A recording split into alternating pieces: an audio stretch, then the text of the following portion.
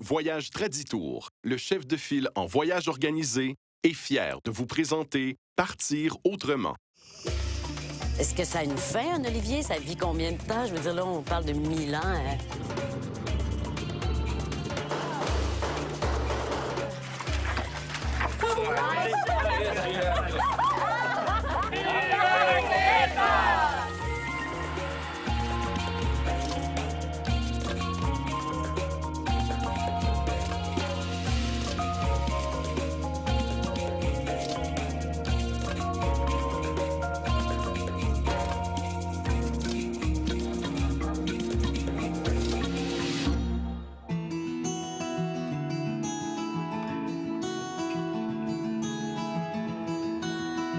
Bonjour, je suis Guylaine Tremblay et j'ai le plaisir d'être en Crète avec ma famille. Juliane. Marianne. Lauriane. Christian. Noémie. On va rencontrer Marcos Moutsanakis, qui est un Libanais d'origine grecque, qui a décidé de revenir sur la terre de ses ancêtres pour créer un gîte rural. Et c'est ce qu'on va découvrir. Est-ce qu'il y a une piscine? Oui, il y a une piscine. Merci, Zeus!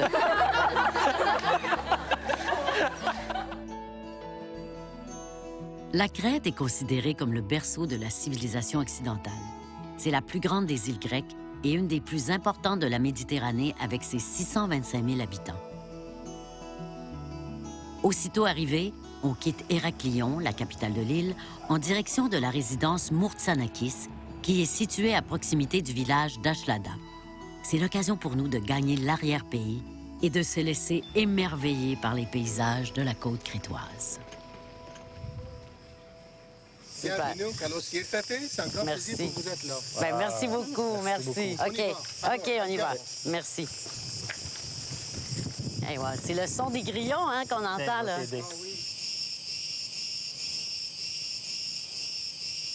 On est là depuis 2008. OK. Alors, on a fini toute la construction en avril 2008. Pour Marcos et son épouse Smaro, cette entreprise d'écotourisme, c'est l'histoire d'une nouvelle vie. Une reconversion. Non, plutôt une résurrection après une première carrière dans le commerce de l'import-export. C'est magnifique, mais j'en viens pas. Moi, je pensais que c'était des bâtiments que vous aviez rénovés, mais vous êtes parti de zéro. Oui, c'était de zéro tout ça. Wow. Oui. Vraiment beau, c'est vraiment beau. Ah, les filles, les gars, ils sont contents, ils vont toucher l'eau. C'est super. Ça, c'est la réception. Bienvenue chez nous. Merci, Marcos. Merci, Ah, merci. wow, c'est super cute. Bienvenue par la cadeau. Par un calot. Tu vois, ben oui. Et on a préparé quelque chose à grignoter pour votre arrivée, bien sûr. Ah, merci, c'est gentil. Des spécialités qui sont locales. Les tomates, les concombres, les olives et la fromage blanc qu'on dit feta. Donc ça, c'est important pour vous, vraiment, de prendre les denrées alimentaires proches d'ici.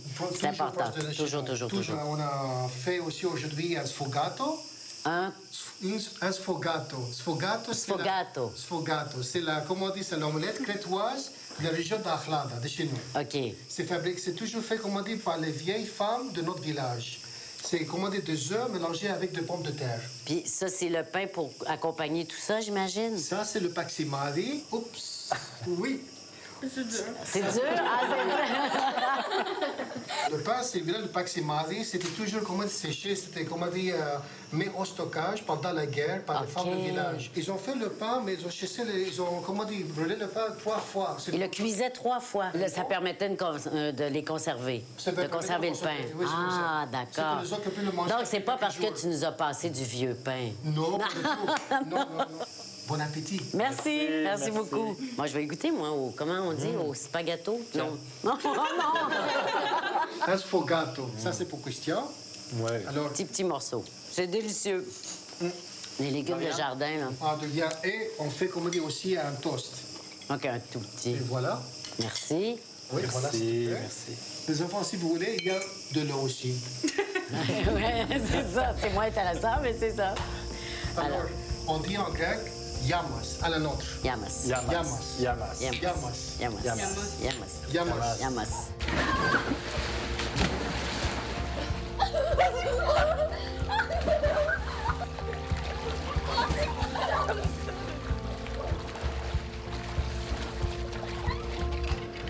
S'il vous plaît, c'est Bienvenue à votre villa. C'est beau! Notre séjour va se faire en famille dans l'un des 5 pavillons de la résidence. Ici, on sera libre de vivre à notre rythme dans un décor complètement imaginé par Marcos. Vous avez le frigo, le four et... Super beau. Les filles vont être contentes. Les filles vont crier.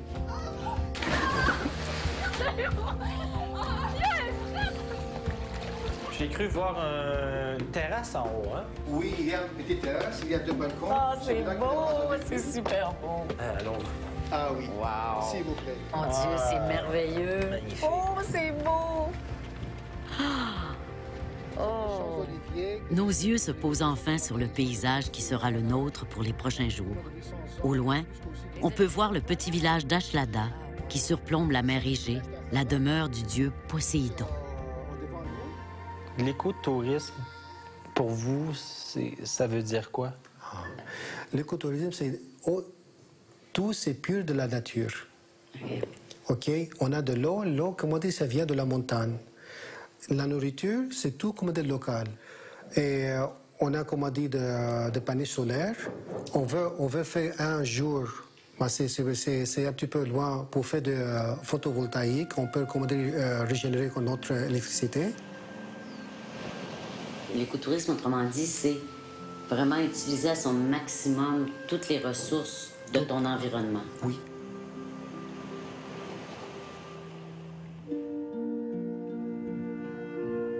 La première activité que Marcos nous propose, c'est de nous rendre de l'autre côté de la colline pour faire connaissance avec Manolis Panteris, le berger du village, qui est également un bon ami de la famille.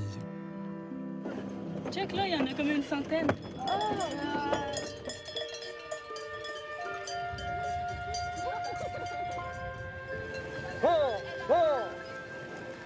Manolis, c'est un personnage solitaire avec une tête de dieu grec.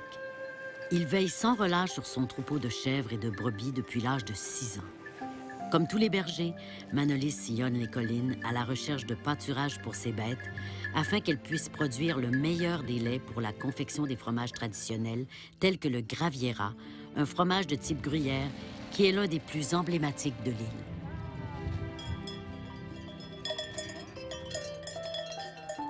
Il a 300 chèvres et 200 moutons. Pourquoi les chèvres ont les cloches? C'est pour ça, comme on dit, toujours ils sont en équipe. C'est pour ça qu'on toujours reste en équipe. Ah. Ils ne se séparent pas. OK. Demande à Manolis s'il y a un son spécial pour appeler ses bêtes. Non, non. Non, non. Non, non. Non, non, oui. Hey, les filles, il faut faire ça pour les appeler. Non, non. Non, non. Hey, ça marche. Non, non. Est-ce qu'il y a des préférés dans un troupeau? Est-ce que ça se peut avoir un préféré? Donc, Ils sont comme ses enfants. Ah, ouais. C'est le membre de sa famille. est-ce que le berger aide des fois les brebis à accoucher? E sì, tu vuoi fare solo se assume semiena? Tu quand il a dit, oui, il fait comme le docteur en général avec eux, c'est-à-dire quand ils se noient et dans le couchage et tout ça. Est-ce que dans sa famille, on faisait ça? Est-ce que son père faisait ça aussi? Αυτό ήταν πρώτο σακό, δηλαδή ο μπαμπάς του είναι βοσκός. Ναι, ο παππούς, Mais- ο παππούς. Ça, tous la famille. Toute la famille, le père, l'arrière-grand-père, son père, l'arrière-grand-père. Question bizarre, mais est-ce qu'il en mange On de mange. ses bêtes, lui? Oui, Ouais, oui, oui, il oui, aime bien sûr. ça. Oui, oui. Non, non, c'est aussi traditionnel chez nous en Crète. Traditionnel dans, Oui. dans le régime crétois, Dans justement. le régime que toi, oui, parce qu'ils sont biologiques, ils sont bien, c'est de bons... Quand on fait le fromage, à quelle époque de l'année? Πότε τι ροκομάς, πότε, σε ποιες περιόδους. Ιανουάριο-Ιούνιο. Janvier et juin. Est-ce qu'un jour, ça y est passé par la tête d'aller vivre à Athènes ou en tout cas s'en aller de la Crète? Έχεις σκεφτεί ποτέ να φύγεις από την Κρήτη? Όχι ποτέ. Jamais. Jamais, jamais, jamais, jamais, jamais. Ποτέ, Ποτέ, ποτέ. ποτέ. Ποτέ, ποτέ, jamais, jamais. Και από το χωριό δεν έχω σκεφτεί να φύγω ποτέ. Qui est de village, Au village. il n'a jamais pensé quitter le village. C'est vrai, il est toujours resté ici. Toujours resté ici. Mais je comprends aussi quand on regarde autour de nous, tu sais. On peut comprendre. Απλώς ακούνε τα υπόλοιπα. D'une voix paisible, Manolis nous décrit sa vie de tous les jours dans ce paysage aride. Tel un cow-boy du Far West, il dort ici à la Belle Étoile, le doigt souvent sur la gâchette, toujours prêt à repousser les prédateurs nocturnes. C'est la fin de notre première journée et on va se coucher tôt. Demain, Marcos nous promet de nouvelles activités dans cet arrière-pays qui a encore bien des choses à nous révéler.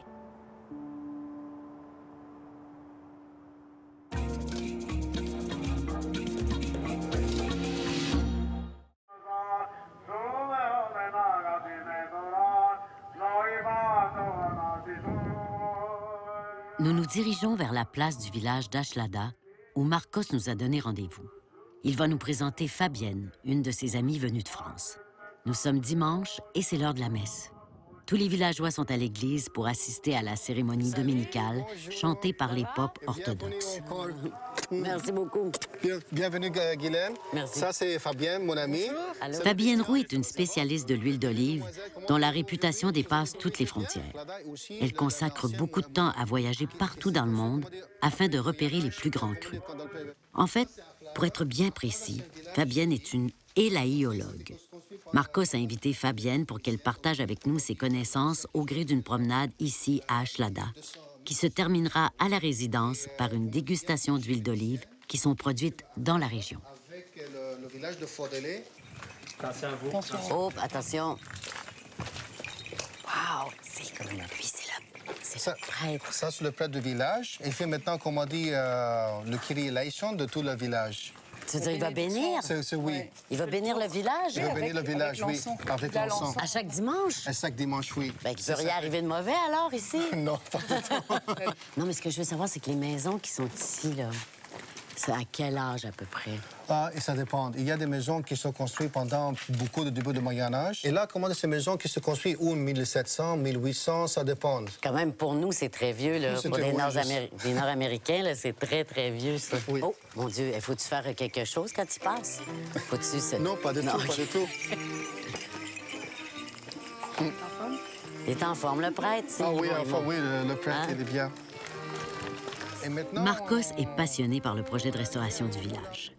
La première étape de cet ambitieux chantier sera de réhabiliter le vieux moulin à huile, un bâtiment dont les origines remontent au Moyen Âge. Ils veulent créer un écomusée qui permettra aux visiteurs de faire un voyage dans le temps au pays des oliviers. Allez-y. Et voilà. Bienvenue au moulin d'Ashlada. Mon Dieu, c'est pas jeune, hein? Les 3 pierres qui écrasaient les olives pour faire une pâte. Et c'était tracté par des animaux. Cette pâte, ensuite, il faut la mettre dans des sacs de jute, OK. qui vont être pressés avec cette presse qui est ici. Ça, c'est un système pour presser, donc tu empiles les sacs avec la pâte, tu les mets les uns sur les autres, tu presses l'huile, c'est pour ça qu'on dit presser. Et l'huile, tu vois, elle tombait dans les bacs ici. Okay. Il y a 20%, 18-20% d'huile, et puis il y a de l'eau aussi. En attendant, par un système de décantation, comme l'huile est plus légère que l'eau, il y avait séparation. Et on récupérait l'huile qui se formait à la surface. Les Crétois, ils consomment beaucoup d'huile. Ils consomment énormément. C'est le premier pays au monde consommateur d'huile d'olive. Ça a l'air que c'est pas mauvais, hein, parce que question longévité, il paraît qu'en Crète, vous vivez vieux. Toute la cuisine et tout ça, c'était toujours fait avec l'huile d'olive. On fait notre pomme de terre avec l'huile d'olive. On fait n'importe quoi avec l'huile d'olive. Et c'est pour ça qu'il y a le régime crétois aussi. C'est cause de l'huile d'olive, c'est l'extra vierge, les herbes, les potagers, bien sûr, les légumes et tout ça. Oui, on utilise tout ça. Tout c'est naturel. Non, c'est ça, c'est une alimentation extrêmement saine. Là. Ça vient aussi du climat, parce qu'il fait très, très chaud. Très chaud, donc on mange des choses qui sont fraîches. Vous voyez, les filles, est-ce que c'est à l'envers que... Attention.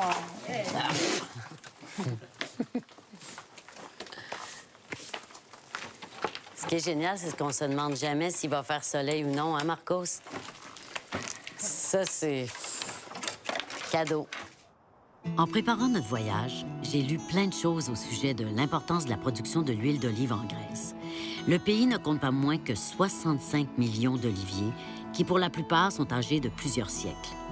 La Grèce est le 3e producteur mondial après l'Espagne et l'Italie. Mais ce qui est vraiment hallucinant, c'est que les Grecs consomment une quantité phénoménale d'huile d'olive.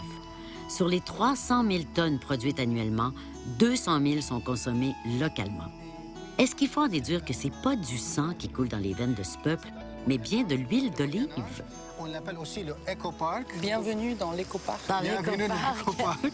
Pourquoi? Parce qu'il y a beaucoup d'oliviers. Mais on dit que c'est le grand-père qui plante l'olivier, c'est le père qui le travaille, qui le taille, et c'est le fils qui récupère les olives et qui obtient l'huile d'olive 3 générations. 3 générations. Aujourd'hui, ça va un peu plus vite, mais avant, il fallait 12 années avant qu'un olivier entre en production. Si tu ne le tailles pas, si on s'en occupe pas, ça fait un arbuste, une broussaille. Pour se protéger du vent, pour se protéger aussi des animaux. En fait, l'olivier est un arbre intelligent. Il sait que les brouteux, c'est-à-dire les animaux les chèvres ou les animaux qui vont grimper. Donc lui, en fait, ce qu'il fait, c'est qu'il se referme. Il devient un peu, il se referme sur lui-même. Il n'est pas évitant. Non. Attention. Regarde, viens voir. Ça, c'est des cigales. Regardez. Ah. Vous avez vu déjà ça? Non. C'est la cigale. Ses vêtements étaient trop petits, donc elle est sortie. Et elle a grandi. Et ça, c'est des cigales vides. Regarde. Vous voyez, en fait, ça, c'est un arbre qui est quand même jeune. Donc, on voit à l'écorce... En fait, un olivier, on ne peut pas le mesurer. On ne peut pas donner son âge en mesurant le tour du tronc. Ah non, ça n'a aucun rapport. Ça ne sert à rien. Par contre, tu regardes la façon dont elle écorce. Donc ici, plus elle est lisse et plus l'arbre est jeune. Ah, OK. Mais quand tu dis jeune, Fabienne, là, ça veut dire combien? Il y a quel âge cet arbre? 50 ans. Ah, j'aime ça, moi, entendre ça. 50 ans, t'es jeune. Ici, on est dans un endroit où il y a des arbres qui sont très, très vieux. Si on regarde derrière, là... Les Crétois se plaisent à dire qu'un olivier de 100 ans est encore un adolescent. Les plus vieux oliviers, ceux qui ont déjà 1000 ans et plus, ne sont pas difficiles à repérer, puisqu'ils sont couverts de trous dans lesquels le vent fait parfois siffler l'écorce. Est-ce que ça a une fin, un olivier? Ça vit combien de temps? Je veux dire, là, on parle de 1000 ans. Hein? Il y a des arbres, on a trouvé des arbres jusqu'à 4000 ans. 4000 ans? Oui. J'ai du mal à l'imaginer, mais pourtant, c'est vrai. Certains de ces arbres millénaires ont donné leurs premiers fruits à l'époque où les philosophes de l'Antiquité vivaient encore. Il s'est enroulé sur lui-même. C'est une sculpture, on Oui, dirait, c'est ça, hein? c'est une sculpture. Juste mettre tes mains là-dessus, c'est quelque chose, tu sais. Tu as vraiment les... Tu le sens... Hein? Je sais pas, c'est bizarre. Ouais, c'est bizarre, hein? C'est bizarre, tu sens quelque chose, je sais pas. Mais bien. Très bien. Très bien. Ouais, ouais. C'est un beau spécimen. Les rayons du soleil deviennent de plus en plus intenses, alors on se remet en chemin pour la résidence, où Fabienne va nous soumettre à une dégustation de quelques grands crus d'huile d'olive.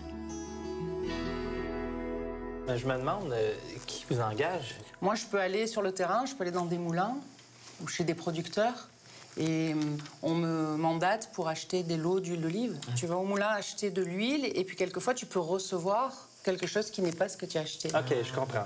OK. Ah non, ça va. Et là, c'est pas possible parce que moi, j'ai goûté avant et je goûte quand ça arrive. Non, et c'est si pas c'est ça. pas la même, je dis c'est pas la même. Et... C'est pas ça qu'on a acheté. Au niveau de l'Europe, a été mis en place une classification qui permet de classer les huiles d'olive.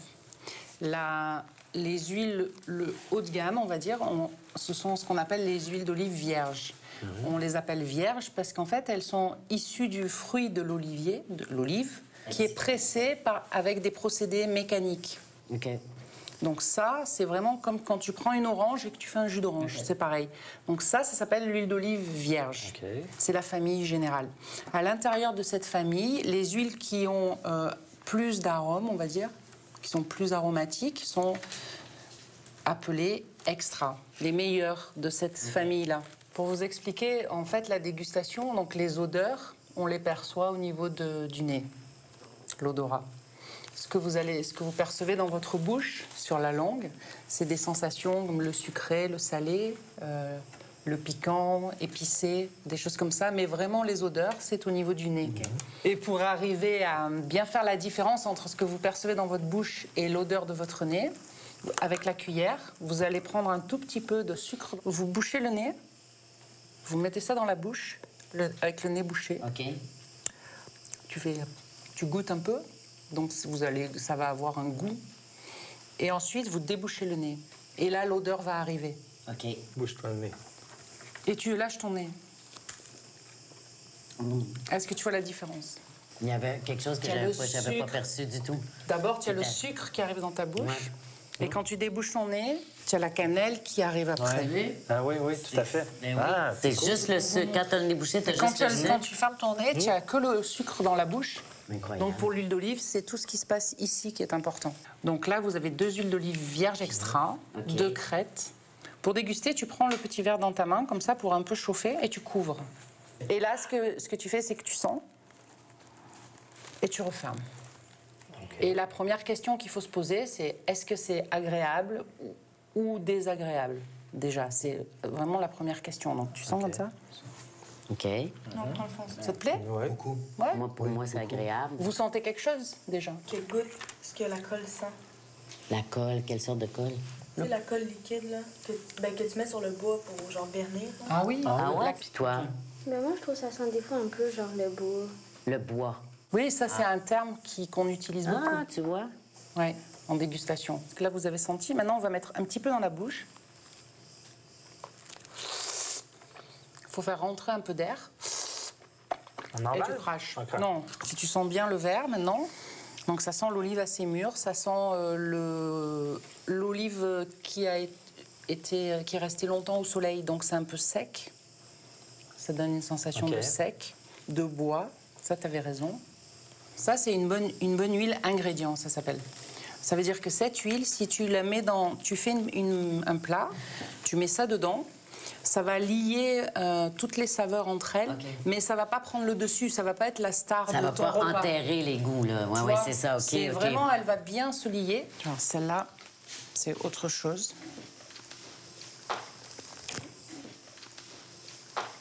Donc là, il y a une dominante... vous connaissez. Ah, mon Dieu, c'est différent, ça. Attends, non, moi, dis-le pas. Puis, tu penses c'est quoi? toi? Oui. Ah oui. Bien. C'est Ah oui, citron. tout à fait. C'est ça que tu avais senti? Oui. Ouais. Au niveau du moulin, on a mis les olives et des citrons ensemble dans le moulin. Ah, OK. Ça, dans votre travail, vous faites ça quotidiennement? Oui. Ah oui. Je déguste 2500 huiles d'olive par an. Tous les jours. Ah oui. Oui. Et en vacances.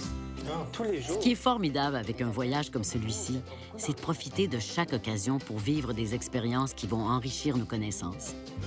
Pour nos filles, le souvenir du contact avec Fabienne sera toujours associé aux éclats de rire qui ont ponctué la leçon de l'élaïologue. Au pays crétois, on aime le vin et la vigne. Toutes les conditions sont réunies pour cultiver les meilleurs cépages. Et heureusement pour nous, c'est la période des vendanges. Alors, on reprend la route pour une visite chez un vigneron qui produit du raki, la boisson de l'amitié et de l'hospitalité.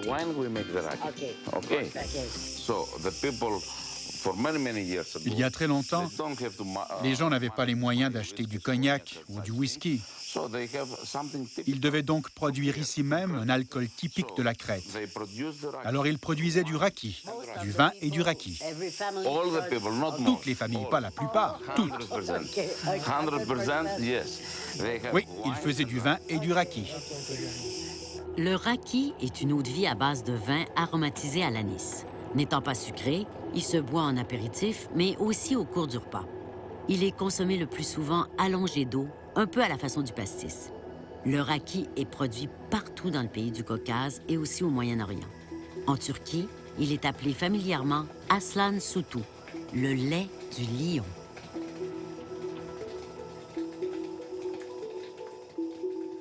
Et maintenant, vous allez nous aider.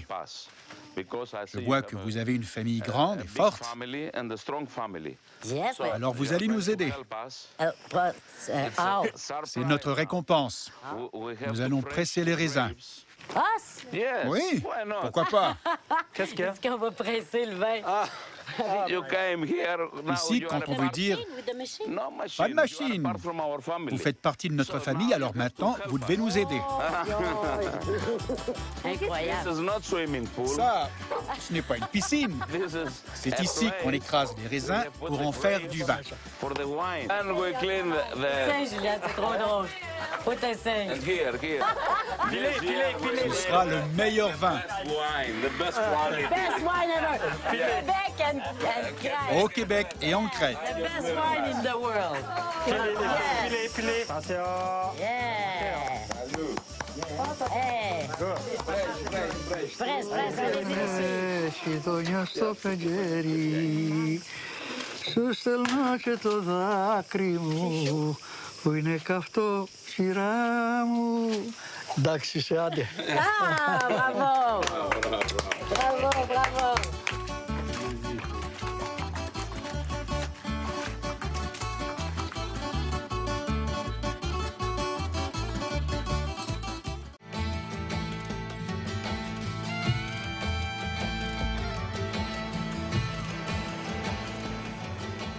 Ce matin, on retourne à Ashlada pour rencontrer la grande-tante par alliance de Marcos, Eleni. Femme exceptionnelle, à 84 ans, elle cultive quotidiennement la terre avec amour et passion. Et apparemment, son jardin le lui rend bien. Ça, c'est Eleni. Kalimera. C'est notre tante. Kalimera. Guylaine. Martine Guylaine. Enchanté. C'est son mari? Ça, c'est son mari. Kalimera. Il a 85 ans, c'est Nikos. Kalimera. Οπότε έχουμε αυτό. Κάθε πρωί θα κατεβώ μετά που θα κάνω το σπίτι και μετά θα βγω πάλι να μαγειρέψω, έτσι. Chaque matin, elle se lève, elle fait le nettoyage de la maison. Et il fait quelque chose à manger et après il descend dans le potager. À quelle heure? 10 ώρα. Δουλεύαμε πολύ. Ναι, αλλά 10 ώρα κατεβαίνετε στο Περβόλι το πρωί. 6 ώρα. 5 ώρα, le 5 heures le matin. 6 heures. Dis, elle ressemble à ma grand-maman. Όλα. Θεία Ελένη, λέει ότι σας μοιάζετε πολύ με τη γιαγιά της. Mike, mon Dieu, elle est plus en forme que nous autres. C'est pas possible. Εδώ τσίτα πάει κακόβολα. Regardez ça, les filles, 84 ans.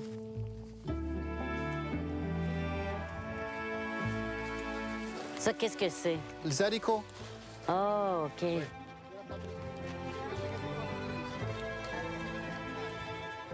Depuis combien de temps êtes-vous mariés? 60 είπα. 60 ans. Elle va tellement vite, elle est dure à suivre. Hein? Elle a quelque chose, hein? Eleni, là, depuis 60 ans, elle fait la cuisine. Toujours. Tous les jours. Et la recette qu'elle a, c'est la recette qu'on a de sa mère, de sa grand-mère. Son mari aussi travaille tous les jours, donc, Oui, dans le potager. oui, bien sûr. Il est 85. 85? Il travaille toujours, il ne s'arrête jamais. Il a beaucoup d'efforts. Il est impeccable. Formidable. Ah oui. Il mange très bien aussi, ça c'est le plus important. Très inspirant. Écoute, je commence à croire que c'est vrai la longévité des Crétois, parce que si vous mangez des produits sains comme ça tous les jours... Regarde, elle est rendue loin. Elle va plus vite que nous. Il y a quelque chose que ça aide beaucoup aussi, c'est l'huile d'olive. L'huile d'olive, hein? L'extra vierge huile d'olive, ça aide beaucoup. C'est super. Ils sont bons, ils sont vraiment bons. Non, check un melon d'eau. Regarde, Guylaine, elle te montre. Faites να τα δούμε. Faites. C'est leur raisin qui pousse C'est le ici? raisin qui pousse là. Amenez des... Oh, je caresse ça. Non, il y en a un, là. Viens, Vous n'avez pas faim que vous. Allez, filles, tantôt vous goûterez ça. Hein? Nature. Oh my God, elles sont bonnes. Ah, c'est bon. On se souvient pas, hein, de ce que ça goûte. Tu sais, des fois, grand-maman, quand elle nous dit, quand on avait les légumes du jardin, ça goûtait pas la même chose, les carottes, les concombres. Ben, c'est ça, hein.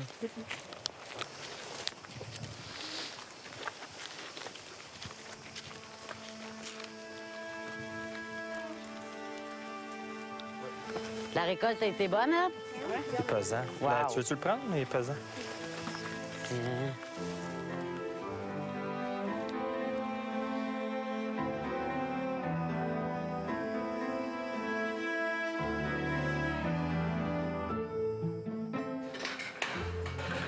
Οπα. Σπάσε το ταγκούρι να σε.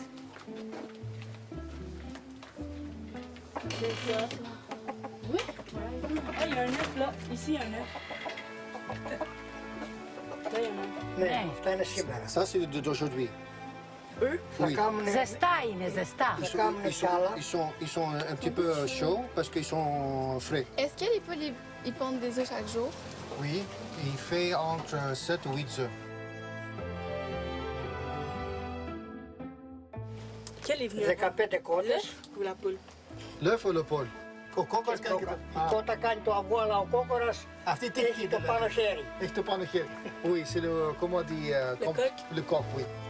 Après cette grande cueillette, nous retournons tous au gîte pour une leçon de cuisine crétoise avec tante Hélénie. Est-ce que c'est vrai qu'en Crète, la manière dont on mange, ça fait qu'on vit plus longtemps? Ναι, ναι, Oui, ναι, πολύ. oui, beaucoup. Πολύ. Τρώμε διάφορα. On mange beaucoup de choses, Τρώμε υγιεινά φαγητά. mais ils sont tous, comment dire, hygiène, c'est-à-dire ils sont tout frais. Oui. Η μαμά μου πέθανε 96 χρονών. Sa mère était morte en 96. Est-ce que vous avez déjà tué des animaux? Pour manger. Ah. Ποτέ εγώ. Jamais elle. Ο άντρας μου. Son mari seulement, Qui est le patron chez vous? Και οι δυο. les deux. Les deux, mais c'est bon. Ça, c'est la démocratie, hein? Secret du bonheur. Ouais. 60. Ça fait 60 ans qu'elle... 60 ans qu'ils sont mariés. Qui cuisine le plus, les femmes ou les hommes? Parce qu'ils sont les meilleurs. C'est vrai. Hein? Mais...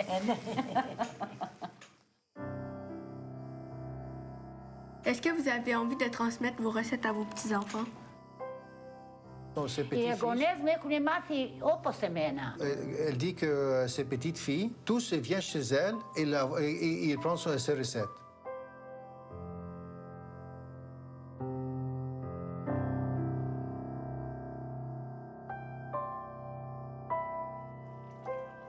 Tante Hélénie nous prépare un généreux bouillon de légumes composé de pommes de terre, d'haricots, d'aubergines, de courgettes et bien sûr, d'huile d'olive.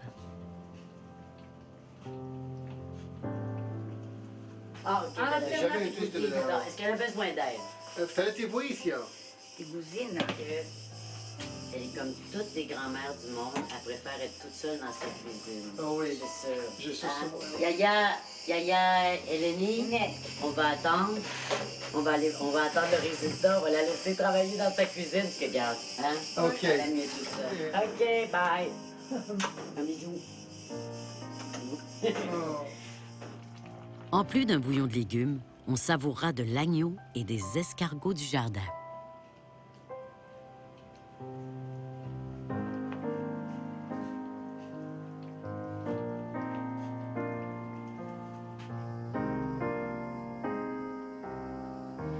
Alors, Hélénie, merci pour le repas. Merci à tout le monde d'être ici. Καλώς ορίσατε. Καλώς ορίσατε. Bienvenue. OK. Ça, c'est les légumes que vous avez cueillis ce matin.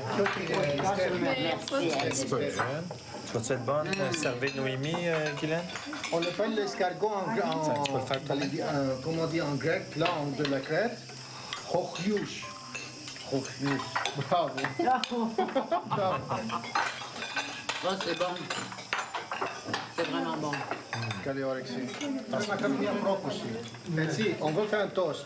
Tous ensemble pour une personne sans commander sa présence, tout ce projet, ça n'était jamais faisable. Je vais faire un toast à Smaro. Oui. Merci beaucoup pour tout. À toi, Smaro. Merci encore du fond du cœur. Merci. Merci de votre accueil. Merci. Est-ce que tu aurais pu faire un projet semblable si tu n'avais pas eu l'aide de ta femme? Ça, c'était impossible. Si ce n'était pas Smaro avec moi, non, c'était impossible pour le faire. Ouais. Non, c'est comme pour faire une maison, pour faire des enfants. C'est toujours obligé pour avoir un homme, pour élever les enfants, pour faire une famille, pour donner le bonheur à vos enfants. Vous avez besoin toujours comme un de l'autre.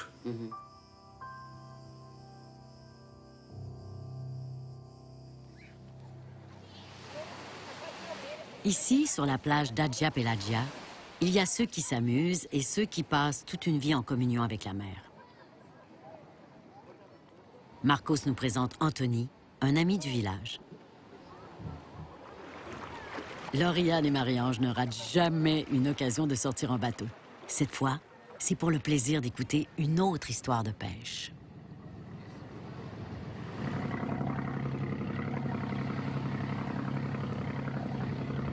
Le filet est déposé toujours à la même heure, le soir, puis le matin, il récupère. Il récupère le matin vers 5 h ou 6 h. Oh, 5 h, 6 h. Comme on dit, le soleil, ça monte. OK. Les principales espèces de poissons que ramène Anthony sont le cerveau, le sépora, le calmar et la pieuvre. Est-ce qu'il pêche toujours au même endroit, dans le même coin? Je vais lancer mes filets à des endroits différents. C'est jamais à la même place. Est-ce que vous êtes intrigués? Les filles, ils déposent le filet. OK, depuis tantôt, là, je le vois, ils déposent le filet, mais moi, j'ai l'impression que si je faisais ça, là, tout serait mêlé. C'est une question d'expérience. Tu apprends ton métier. Mais lui, son père était pêcheur. Il a appris de son père. De mon père et de mon grand-père. Puis il a des enfants, puis maintenant, il transmet. Je n'ai qu'un fils. Un jour, ce sera son tour. Ah, ça doit lui faire plaisir que quelqu'un prenne la relève. Oui, bien sûr. Oui, bien sûr. Depuis notre arrivée, Marcos donne à ma famille le privilège de faire des rencontres humaines et marquantes. La Crète est d'un accueil incomparable. On va dire merci au monsieur. Merci beaucoup. Très gentil.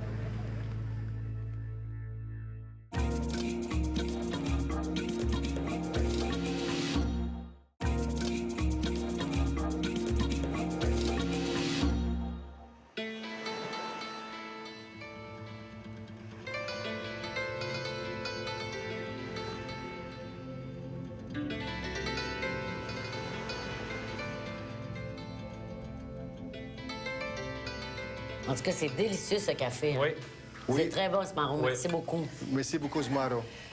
Mais tu sais, une affaire que j'ai remarquée, Marcos, aussi, c'est l'accueil des gens. Les gens sont très chaleureux, très généreux, nous ouvrent leurs portes, un petit verre de raki. Des gens très, très, très, très accueillants. Hein? C'est la tradition de le visiteur parce qu'il considère que les visiteurs, ils sont, comment dire, ils portent de bonheur. Ils portent de bonne chance aussi. Ah, c'est super. Oui, c'est une tradition.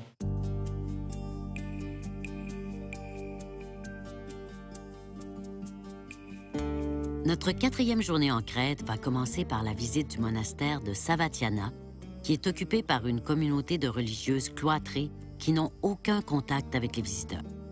On pense que les constructions d'origine du monastère remontent à 1635. À l'époque, le monastère était occupé par 300 moines. Les bâtiments ont survécu aux assauts des Turcs et plus récemment au combat de la Deuxième Guerre mondiale. C'est magnifique. Oui. C'est vraiment un lieu de calme puis de paix. Il y a beaucoup de jolis arbres. Ah, c'est beau. Regarde ces sortes de fleurs, Marco, c'est... Ah, ça, c'est bizarre. Beau, hein? Ça, c'est très beau. C'est très bizarre, oui.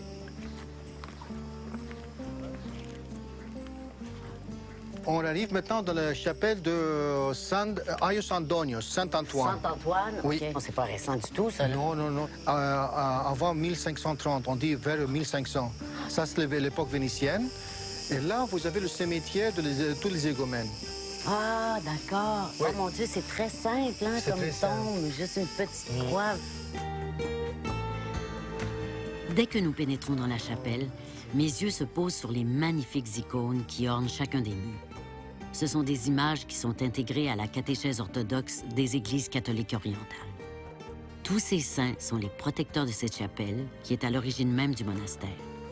Les premiers moines à s'installer ici étaient les troglodytes, puisqu'ils habitaient dans les grottes de la montagne. D'ailleurs, la plus vieille section de la chapelle a littéralement été taillée dans la pierre. C'est tellement vieux. Regardez, c'est comme dans le rocher. C'est dans le rocher, regardez. Ouais. C'était creusé à même le rocher, à même la montagne. Ça, c'est l'ancien, le plus ancien. Je pense à quelqu'un, à ceux que j'aime. Ceux que tu aimes. Et je mets comme ça.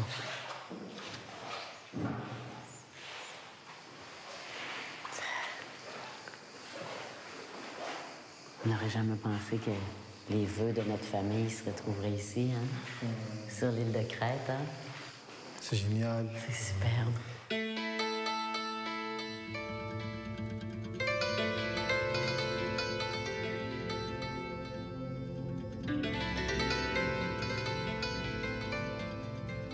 Toi, Marcos, t'es un homme qui habitait la ville, qui habitait souvent en ville, dans des grosses villes dans le monde. Oui. Mais maintenant, t'es ici. Oui. Ça change vraiment ta vie, là.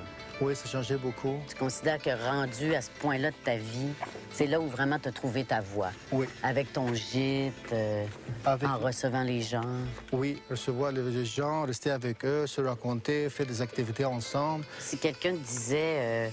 viens sur Athènes, j'ai un emploi formidable à t'offrir, tu vas faire plein de fric. Qu'est-ce que tu lui répondrais? Non, je peux pas. Je peux pas. Non, je peux tout ça. Non, ça c'était un petit peu pénible pour moi. Tu serais plus capable de revivre ce stress? Non, non, pas du tout. Je sais que tu t'es habité partout dans le monde, mais est-ce que la Crète, est-ce que tu te sens un Crétois dans ton cœur maintenant? Oui, c'est pour ça que je suis là. Oui, c'est pour ça que tu restes ici. Oui, oui, bien sûr. Les gens et tout ça, et puis l'accueil, c'était quelque chose que j'ai jamais reçu dans ma vie. C'est vrai? Ah oui, oui, oui. Tu sens, il y a quelque chose que tu sens, tu peux pas comment dire dans des paroles. Je sens différent, très différent. Et toi, là, tu veux, je sais ce que tu veux être centenaire. Hein? Avec le régime crétois, tu veux vivre le plus longtemps possible. Ah, peut-être. Tu t'arranges pour pas avoir de stress, c'est super.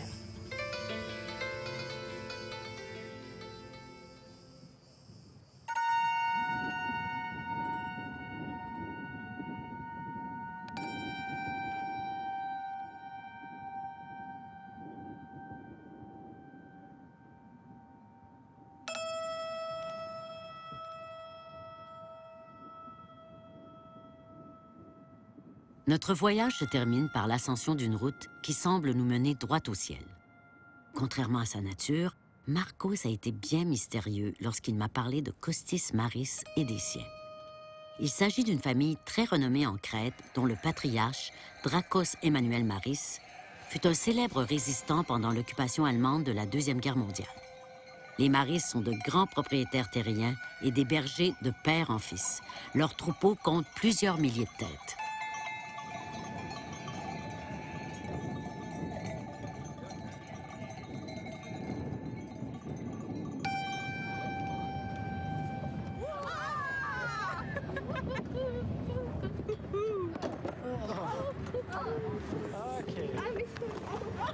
Hey! Calimera! Hey, Calimera! Hey, hey! Bonjour, Calimera! Malgré les sourires et l'hospitalité démonstrative, Kostis, son ami Vassilis et son oncle Nontas sont en deuil. Dernièrement, Kostis a perdu son père. Dans la tradition crétoise, les hommes qui ont un lien direct avec le défunt porteront désormais la barbe pendant 1 an. C'était donc ça la surprise que Marcos nous réservait. Un festin traditionnel sur le toit du monde. D'ailleurs, quand je scrute le paysage, je ne sais plus si je suis en Crète ou en Afghanistan. Le décor est tellement exceptionnel qu'on ne peut s'empêcher de prendre quelques photos de famille.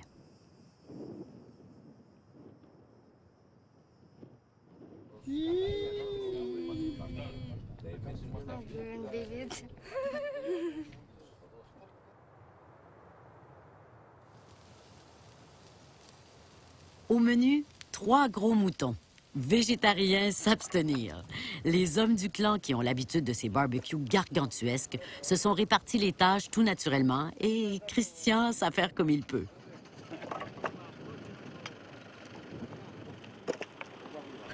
C'est maintenant temps de passer à table dans cette maison qui est entièrement dédiée aux fêtes de famille. Et chez les Maris, on sait recevoir. On rentre dedans. On dit, comme on dit, c'est le régime crétois.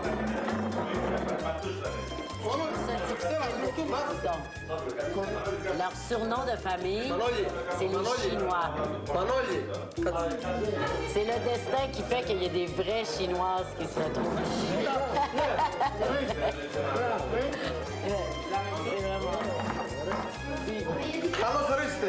Mangez! Mangez! Ok, Bon appétit! Bon appétit! On dit en grec, Efkaristo. Kalissosorexi. Kalissosorexi. Bon appétit à tous. Ok, Kalissosorexi. Bravo. Wow! Attends. Oui, Attends.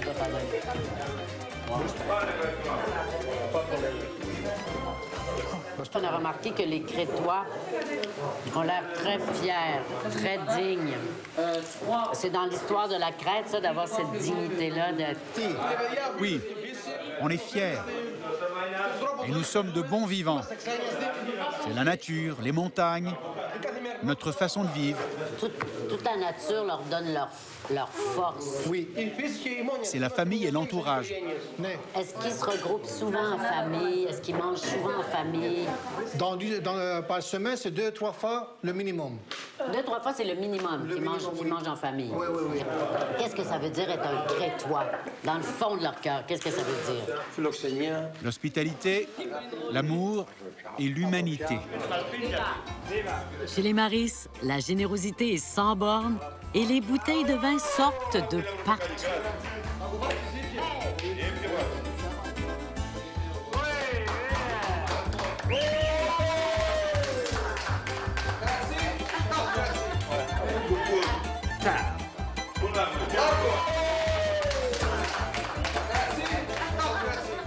Au-delà des mots et des éclats de rire, les Crétois savent comment faire résonner leur joie d'une montagne à l'autre.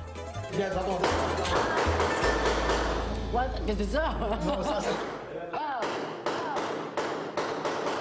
Qu'est-ce que ça veut dire, les coups de fusil? Τι σημαίνουν παλωθιές εδώ στη Κρήτη? Χαρά. Χαρά και καλώς όρισες. Joie et bienvenue. Ah, OK. Bienvenue. Αν δεν είχαμε πένδος τώρα, αν είχε πεθάνει η πατέρα μου, θα παίζαμε μπαλωδίες στον απόσταστε.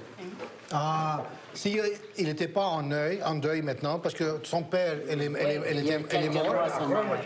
Quand on arrive, il peut jouer, comment dire, de balothiège, on dit en crétois, en grec. Okay. C'est-à-dire, comment dire, on a un tir de, comment dire, avec... de fusil. Mais parce qu'il est en deuil, c'est pour ça qu'il n'est pas, comment dire, tiré avec son arme. Voilà deux hommes au grand cœur de qui je retiendrai la leçon en 3 points. Hospitalité, amour et humanité.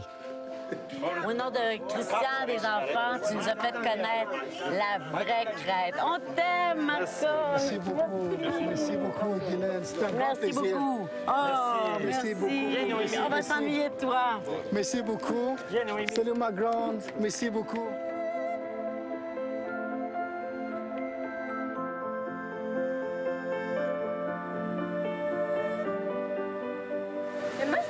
Spécial, là, comment ils faisaient cuire la viande, c'est comme autour du feu, là, parce que, tu sais, d'habitude, dans les méchouis, c'est comme... ça tourne comme ça. Puis, je sais pas, là, je trouve ça spécial. Mais c'était bon? Oui. C'était super bon. Ah. Ouais. Avez-vous aimé ça, le méchoui?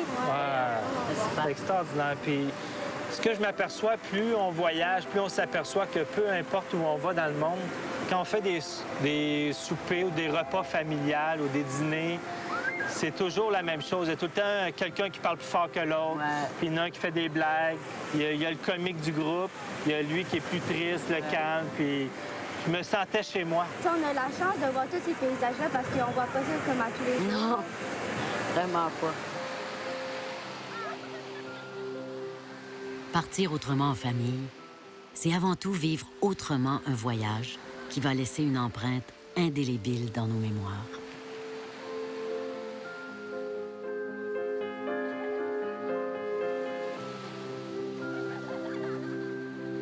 Au fil des rencontres avec nos nouveaux amis, nos filles ont vécu des expériences qui, j'en suis certaine, auront des effets à long terme sur leur personnalité, leur complicité et leur compréhension du monde.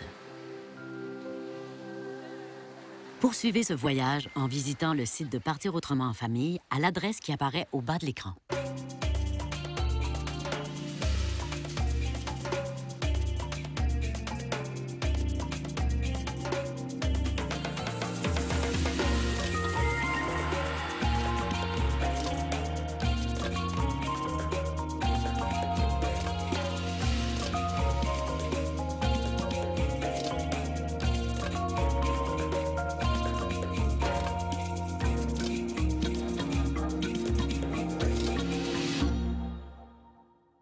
Voyage Traditour, le chef de file en voyage organisé, est fier de vous avoir présenté Partir autrement.